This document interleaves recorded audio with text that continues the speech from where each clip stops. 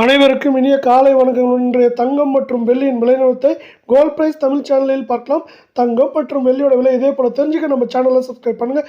வீடியோக்கு ஒரே ஒரு லைக் போடுங்க. வெள்ளி விலை 1 கிராம் 165, 10 கிராம் 1650, 1 கிலோ 1,65,000 ரூபாயாக காணப்படவில்லை. நீங்கள் நம்ம சேனலில் சப்ஸ்கிரைப் பண்ணலாம் கூட போகல.